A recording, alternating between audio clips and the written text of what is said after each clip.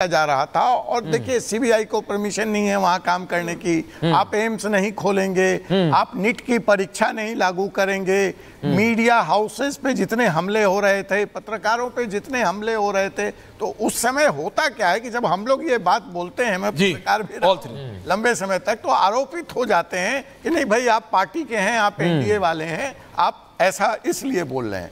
राहुल गांधी के बारे में मैं करना चाहूंगा। राहुल गांधी मतलब सफा। राहुल गांधी जरा बताइए है क्या चीज? हाँ, मैं हमें तो नहीं समझ। इंटरेस्टिंग है अभय जी, ये बात लेके आए थे। राहुल गांधी का मतलब है शून्य। शून्य लगा देने से कई बार संख्या बढ़ती है, लेकिन राहुल गांधी को जहां लगा दीजिए वो शून्य पे पहुंचा। But zero also has a value. हाँ, zero has its value. Zero has its. अगर शून्य लग कर रहा है आगे या पीछे भी महत्वपूर्ण है। मैं आपको लाइव एग्जांपल बता रहा हूं। अमिताभ बच्चन जी का चाहे वो स्टेज मैंने शो कर लीजिए, जो कर लीजिए, 84 का इलेक्शन था, पीटी टंडन पार्क में वो स्पीच दे रहे थे। उनको इनपुट था कि बहुगुणा जी क्रॉस करने वाले हैं। वो डायस से आते हैं, बहुगुणा जी का पैर छूते हैं, उसके बाद आके डायस पे बोलते हैं मैं राजनीति में शून्य हूं। ये बहुगुणा जी कहते हैं, हमारे बुजुर्ग सही बोलते हैं, लेकिन यही शून्य जब एक के आगे लगता है तो 10 बनता है, और 10 के आगे लगता है तो 100 बनता है। यहाँ तो कुछ लगा ही नहीं उनकी बात जो आई तो नहीं, लेकिन ये जो नंबर्स है, फिर बता रहा हूँ गरिमा जी, ऑन एयर कर दीजिए पीमाक और मैट्राइज के पूरे नंबर्स, और उसके बाद मृदुल और श्वेता अगर आप एक बार दोबारा एक बार मैट्राइज के, और उसके बाद आ रहा हूँ भाई जी, मुझे पता है नंबर्स बताने हैं आपको, नंबर्स का एनालाइजेशन करना है, एनालिसिस करेंगे, लेकिन नंबर्स पहले मैं चाह रहा हूँ जरा मैट्राइज के मृदुल और पीमाक के श्वेता जी जरा एक बार नंबर्स बता दे। ये मैट्राइज का ओवरऑल नंबर है, पीमाक का श्वेता जी के पास है दोनों numbers. Mridul and Shweta on air please. Thank you. सबसे बड़ी बात यह है कि लगातार आंकड़े बदले हैं। श्वेता सबसे पहले देखिए एक बात देखिए, इसमें अगर आप देखेंगे वोटिंग परसेंटेज की बात, अगर कास्ट वाइज आप देख ले, ये कहा जा रहा था कि जो मुस्लिम वोट बैंक है वो बीजेपी से छटक सकता है, लेकिन वो भी एक तरह से कहे कि उनके साथ पूरी तरह से नंबर्स नजर आ रहा है। 12% यहाँ पर बीजेपी को मिल रहे हैं। अगर ओवरऑल परसेंटेज पर अगर हम जाए तो यही आंकड़े अगर 100% अगर देखें तो SC/ST वोट अगर आ रहा है तो 49% बीजेपी को मिल रहा है। पीमाक के अकॉर्डिंगली 43% SC किसके खाते में जा रहा है? बीजेपी के खाते में। अगर एक बार आप पूरा number Shweta ji full on numbers, बिल्कुल। सबसे पहले जिस तरह से एनडीए को दिए गए 368 प्लस माइनस 15 है, लेकिन क्या भारतीय जनता पार्टी की बात सत्य हुई? अजय आलोक जी कह रहे थे कि जा सकते हैं, लेकिन इंडिया अलायंस जो बार बार कह रहा था कि हम 225, और अभी मल्लिकार्जुन खड़गे ने कह दिया कि 295, वो कहीं नहीं छू पा रहा है पीमाक में। और बड़ी बात क्या है, इस बार बड़ा इंपॉर्टेंट रोल प्ले कर रहा था। हम एक बार राज्यवार आंकड़े बता देता हूं, क्योंकि तमिलनाडु के आंकड़े मेरे सामने है, कर्नाटक मेरे सामने है, तमिलनाडु एक बार मैं उठा लेता हूं। ऐश्वर्य, सबसे बड़ी बात यह है कि इंडिया, डीएमके, कांग्रेस और जो अन्य गठबंधन है उसको 50% वोट शेयर मिला है।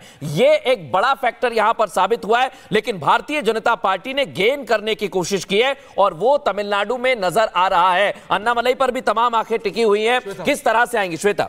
और उत्तर प्रदेश में अगर आप देखें तो उत्तर प्रदेश में इस बार भी सीटें बढ़ रही है। पिछली बार 63 थी तो इस बार 69 सीटें मिल रही है, लेकिन जो लोग कहते हैं इसमें यानी कि 6 का इजाफा भी हो सकता है। अगर वो हुआ तो 75 तक चली जाएंगे। और मध्य प्रदेश में अगर देखें तो बीजेपी को 29 मिल रही है, वेस्ट बंगाल में 22 मिल रही है, बिहार में बीजेपी को 37, जिसमें 3 एड ऑन भी हो सकते हैं, प्लस माइनस भी हो सकता है। तमिलनाडु में एक अच्छा होड़ यहाँ नजर आ रहा है। तो मध्य प्रदेश में 28 सीटें फिलहाल मिल रही है एग्जिट पोल में, जिसमें 3 सीटें भी सकती है। तमिलनाडु में बीजेपी 3 सीट तक जीत सकती है। तमिलनाडु में भी तमिलनाडु, केरला, यहां तो बोलते थे दूर दूर से बीजेपी का कोई वास्ता नहीं। यहाँ पे एक छोटा सा बताइए ना जी। देखिए जो सीटें बीजेपी की बढ़ रही हैं वो साउदर्न स्टेट से और ईस्टर्न स्टेट से ही बढ़ रही हैं। मेरे को लगता है उड़ीसा, बंगाल, तेलंगाना यहां से ज्यादा है। आंध्रा, बिल्कुल सही कहा, आंध्रा, केरला, ये आपका तेलंगाना, तमिलनाडु, ये सीटें बढ़नी है। 2014 में कन्याकुमारी में बीजेपी जीती थी, 2014 के इलेक्शन में जी, है ना?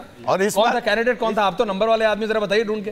और इस बार कन्याकुमारी में मेडिटेशन करने पे भी मंत्री का, और उसको लोगों ने बहुत पॉलिटिकल बोला, लेकिन उसका नहीं, हाई कोर्ट पहुंच गए, याचिका लगा दी है कांग्रेस पार्टी ने। आप तो वकील है, वकील लोग इनको रोका जाए। कृष्ण साहब वहां के कैंडिडेट हुआ करते थे।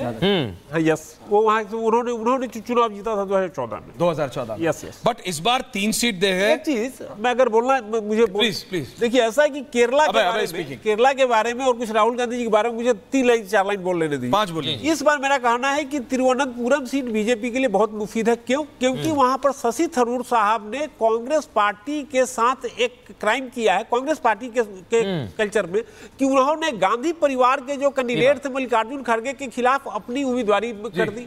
अब इसका असर हुआ कि कांग्रेस पार्टी का एक सेक्शन है, एक सेक्शन उनके खिलाफ इसलिए वोट किया है क्योंकि उन्होंने, अगर उनको लग रहा है कि अगर शशि थरूर जीत करके चले गए तो इस इलेक्शन में, इस टेन्योर में राहुल गांधी और उस परिवार के लिए करेंगे दिक्कत करेंगे, इसलिए बीजेपी के लिए संभावना है कि वो सीट जीतेगी। पहली बात। दूसरी बात, अभय जी मैं सिर्फ रिक्वेस्ट कर रहा हूं गरिमा जी, पीमा के कर्नल साहब को जाना है रिपब्लिक इंग्लिश पे, दैट्स ओके, दूसरे उनके टीम मेंबर आ रहे हैं, लेकिन ये बहुत इंपॉर्टेंट है। और एक बार मैं दोबारा मृदुल से रिक्वेस्ट कर रहा हूं, मृदुल नंबर्स अगर आप एक बार दोबारा डिटेल में, गरिमा जी ग्राफिक्स चलाती रहेंगी और मृदुल क्विक सुपरफास्ट नंबर्स बताते रहेंगे और उसके बाद सर आ रहे हैं एनालिसिस के। बिल्कुल, सबसे पहले टोटल जो आंकड़ा आज रखा रिपब्लिक भारत ने डबल एग्जिट पोल का, सबसे पहले मैट्रीज ने 359 एनडीए को दी है, यानी 350 पार कर दिया पिछला बार जो आंकड़ा छुआ था उससे आगे। और इंडिया अलायंस यानी इंडिया जो गठबंधन बना है उसे 154 दिया है, लेकिन अदर्स को यहां पर नुकसान हुआ है, जो पहले 90-100 के आसपास था वो अब 30 पर आकर टिक गया है। पश्चिम बंगाल का आंकड़ा आपके सामने 22 सीटें,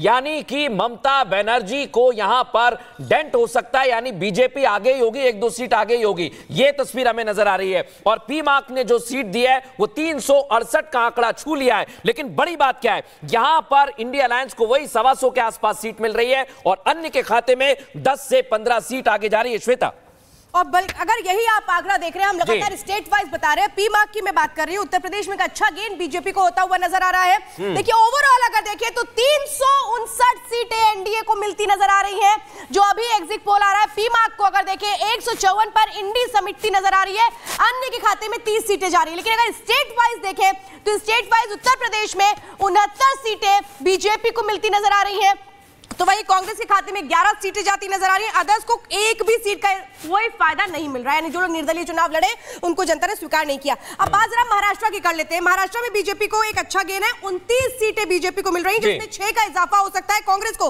19 और अदर्स को कुछ नहीं मिल रहा है। वेस्ट बंगाल जबरदस्त, यहां पर एक तरह से कहें कि वो खेल जो दीदी सोच रही थी कि उनके पक्ष में होगा, उनके पक्ष में नहीं हो रहा। बीजेपी को 22 सीटें, टीएमसी को 20 और अदर्स को 0, यानी कुछ भी नहीं। अदर्स का तो पूरा सुपड़ा साफ नजर आ रहा है।